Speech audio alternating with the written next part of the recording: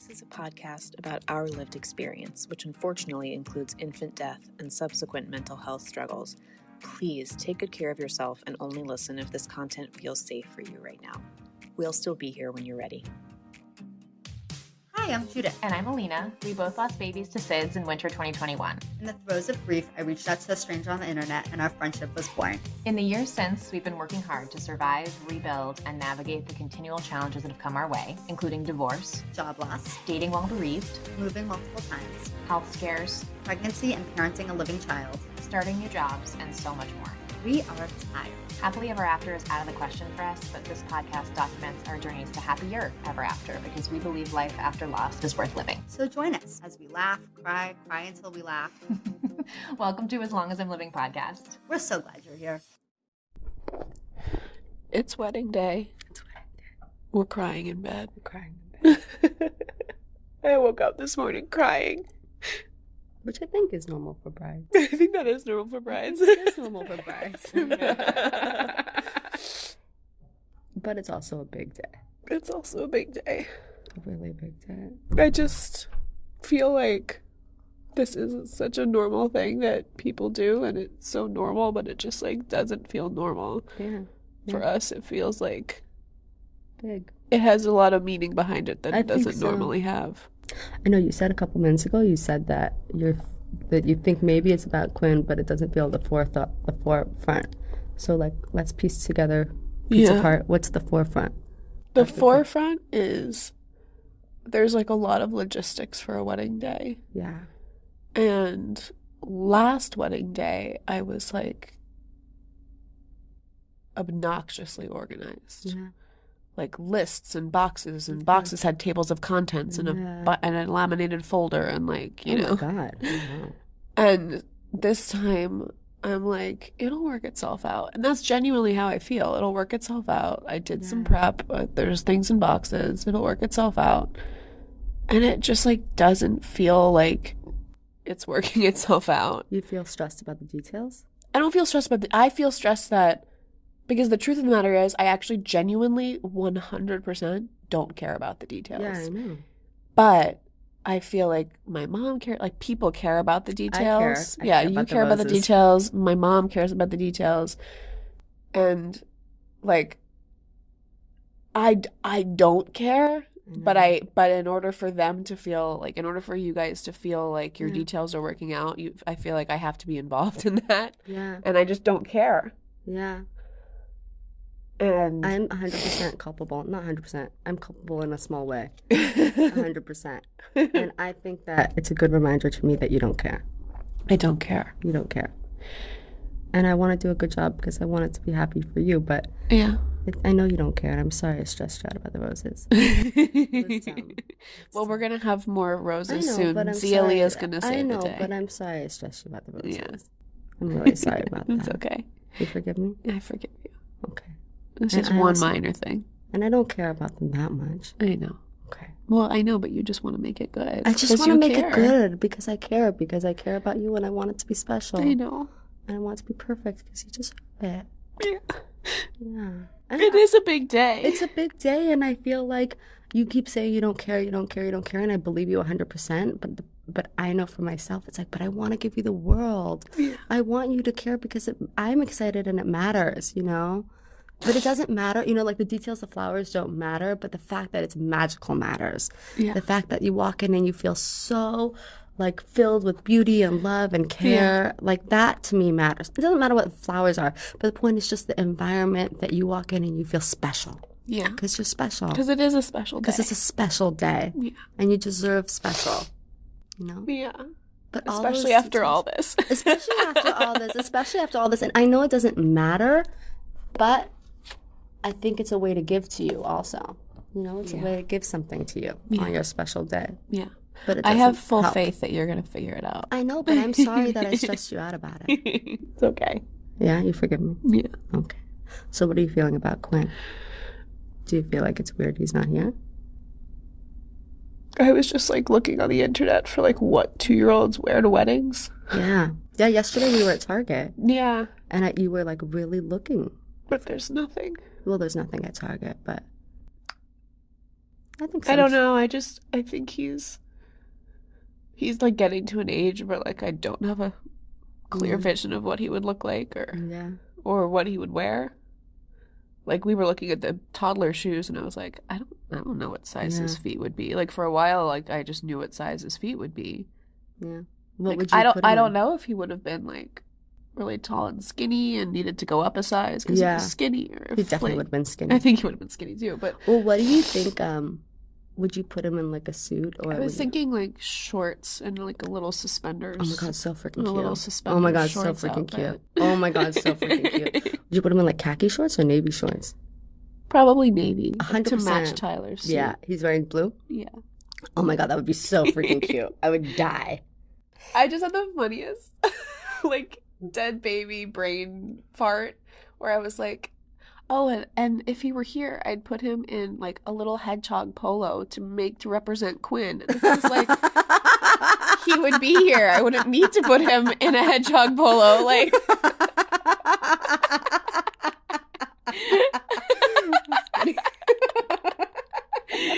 it could just be him, and it wouldn't need to have hedgehogs. I think he'd be so cute, and like little suspenders, maybe a little bow tie. Yeah, a little bow tie, exactly. Oh my god. I would demand he be in a bow tie. Yeah. Are you wearing a bow tie? No. Are you wearing a tie? No. Tyler, how are you feeling about your wife having a full-on meltdown on your wedding day? She needs it. By the way, to set the stage, all three of us are in bed right now. In the same bed. When are we not? In the hotel room prior to the wedding. For clarification, I was not here last night. I got here this morning. Judith just got here. She did not sleep with us in our wedding bed. It is 9:20 on wedding morning. Zia Leah is going to come save the day with some white roses. Celia's going to save this whole day. She's gonna have Tylenol and white roses. Tylenol and white roses. Oh, did I mention I'm in an IVF cycle? I'm extremely hormonal.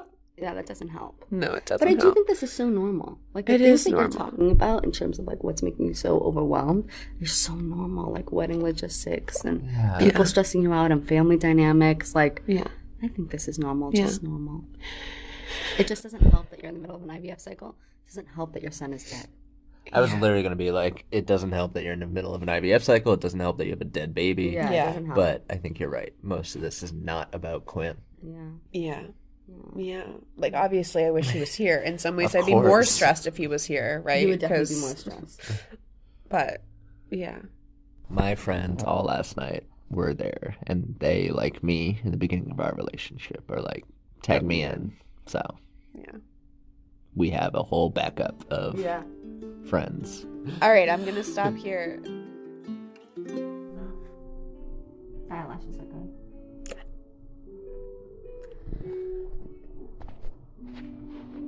Are we recording? Yeah. Okay. It's wedding day. It's wedding day. What time is it? 12:45. 45. The photographer should be here any minute. The flowers are halfway done. I'm haired and makeuped. You look beautiful. Thank you. I saw you and Tyler share a beautiful moment earlier. You kept me calm. What were you feeling anxious about? Just that it's so chaotic. Weddings are so chaotic. Yeah. Well, let me turn down the music.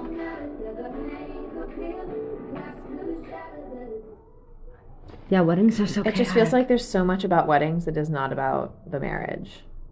Tell me more. It's like... The people. Yeah. Yeah. The people. Yeah. And it's like, I want to strike this balance between making sure everybody knows I'm so happy for them to be there and that them being there means a lot because it really does. And then also just like, today is not about anybody else but me and Tyler.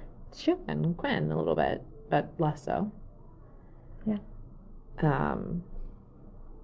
Yeah. I feel very fragile today. Vulnerable? I feel very on edge. Like, I feel like... Do you think that's just because we're, like, before any big event? Like, before any big event with 63 people, maybe you would feel on edge. No, I don't think so. I think it just feels very... I don't know. I am not someone who gets, like, nervous about public speaking or, like, doing stuff in front of people. Like, I don't think it's that. I just feel emotionally fragile I do think I'm also, well, I know I'm very hormonal, which doesn't help. Yeah. But, like, I do feel like I could break down and cry at any minute or, like, scream and yell at somebody at any minute, which is, like, not a good vibe for a wedding. I think it's totally normal. That's why I'm glad I had, like, a little bit of a moment with Tyler earlier where he, like, talked me off. Well, he didn't even talk me off a ledge. We just held each other, so he stepped me back from the ledge. Yeah. And everybody means so well, and they all care so much. It's just a lot. It's a lot. It's a lot. And right now it's calm. What do we think about these earrings? Are they a little much? Yeah, they are a little much. Do you have any other options? Yeah, hang on. Let me show you my earring options. Okay. Here's the problem. The earrings that I would love to wear are like the ones that would be my first choice, or the ones I wore to my first wedding, which literally no one but me would remember. But do you? Okay, let's see them on. I think this kind of match your dress. Is it weird if I wear the same earrings to two weddings of mine? No, it's not. Because I think these are beautiful, and my dad gave them to me, and they match the dress and the vibe. And I agree. I think this is nice. An old, new, something borrowed, something blue. You know what I mean? Is that better? Yeah, that's much better. Okay. That's much better. Great. I want to go with these. If you give me permission to wear the same earrings to this wedding that I wore to the last one. 100%. I don't think anyone will know or care. I like these a lot. I think these are just you. Yeah. They seem more like you. Yeah. And they match your hair, like the vibes of your hair. I agree.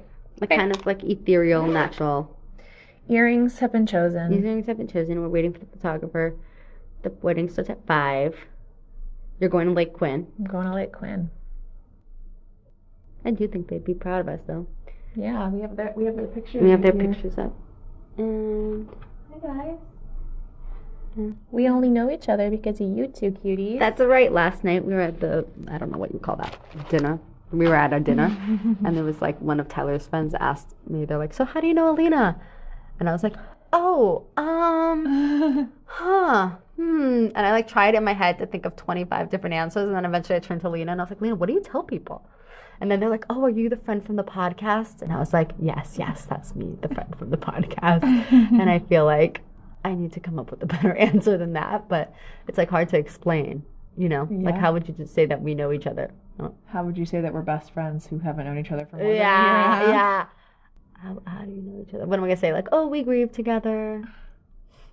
I met her sometimes I say I met her in a support group. I could say that. Yeah. I guess you could say, oh, I met her on Reddit. Group. We met on Reddit. So I guess I could say we met on the support group. Definitely, it's interesting because I wrote this speech to share at the wedding, and it's very much focused on, you know, of course, Quinn and Tyler's family have not been impacted by this loss. So I feel like I was thinking about it as I was reading it, and I was like, okay, half the people in this room are like so in it. And then there are some people who, like his aunts and uncles, like they just don't know. Yeah. You know, like his cousins, I don't know, they don't know. Like they're just not in it. I don't know the details of my cousin's wives' relationship. I don't know that. So it's interesting to like to lay it out on the table when people are first seeing you. And you're like, this is it. They're going to go home with a story. They sure are. I went to this wedding. Yeah, I went to this wedding. You should have seen it. It was wild. All right, guys, that's all we recorded on the wedding day, although I do have a recording of Judith's speech, which I think you guys are really going to love. So I'm going to play that now. Thank you so much for all the love on the wedding, the marriage, the attempt toward happier ever after. The wedding did go pretty smoothly after all. I felt a little bit better that toward the end of the day than I did at the times of these recordings, which was very welcomed. But yes, thank you for all the congratulations. We are very happy and griefy at the same time. Here's Judith's speech.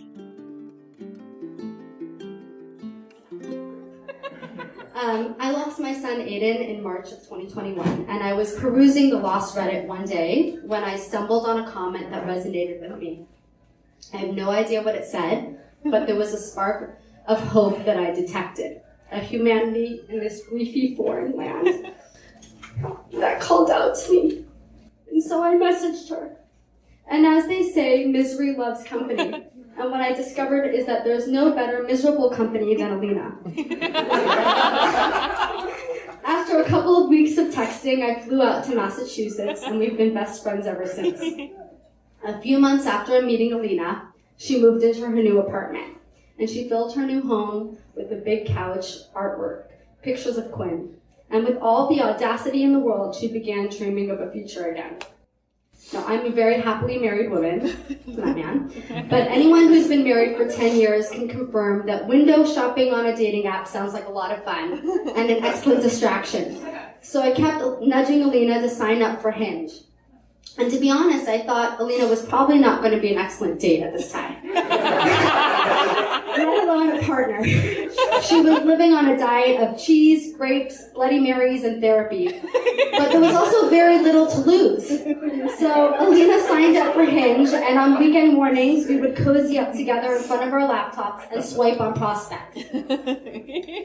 I don't know what Tyler was thinking at this point, but I can imagine that he was looking for a woman that is beautiful, smart, kind, with wild blue eyes, an excellent sense of humor, and hot pink flags that would look red to the rest of the world. And Alina, too, knew what she was looking for. A man with light-colored eyes, tall personality, well-groomed facial hair, someone who has been to therapy, enjoys a night eating takeout, a partner that wants a family, and most importantly, a profile picture that doesn't include a dead fish. After watching a short video of Tyler lamenting about Trader Joe's bagel bites, we took one last look at his bald head and trimmed beard, and Alina swiped right. As you now know, they're a perfect match. And after their first date, they spent a lot of time together. And I know what you're thinking, that this is the part of the story where I say I noticed Alina was finding support in someone else, in Tyler, that I started to feel she was turning to him instead of me, and he healed her broken heart. But that's not what happened. And that's not the story that we're telling. What I began to see in Alina was not any less sad or devastated by the loss of Quinn. We continued to mourn, to remember, to cry, and in her own way, in her own time, because of her own efforts, Alina began to heal. And that journey too is remarkable. But that's not the story that we're telling today either.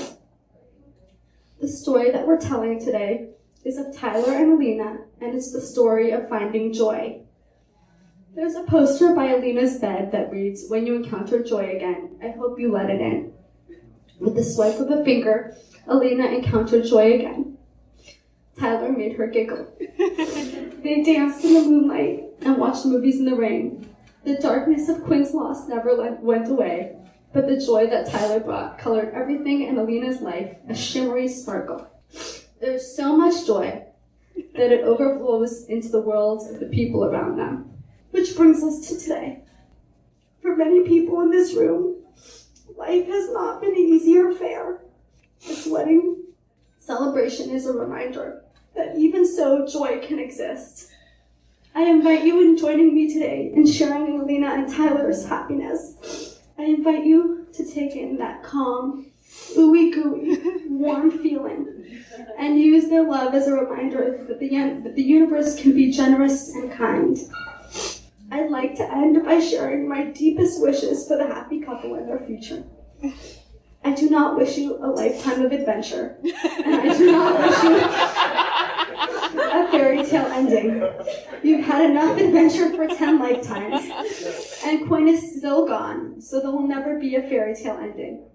But what I do wish you is an ordinary, quiet life filled with love. I wish that your biggest problems will be the broken dishwasher, expensive car repairs, and sticky little handprints on your new sofa cushion. I wish you a world of sunrise coffees and sunset beers, of subtle moments of peace that culminate in a lifetime of joy. Congratulations to the beautiful couple. I love you.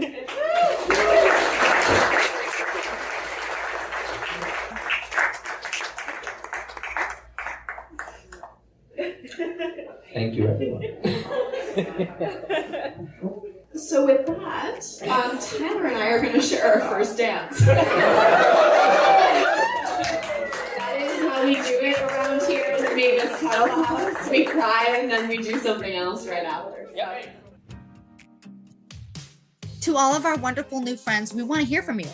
Email us at aslongasimlivingpodcast@gmail.com and follow us on Instagram at aslongasimlivingpodcast. We'll get back to you as soon as our grieving brains allow. Yay!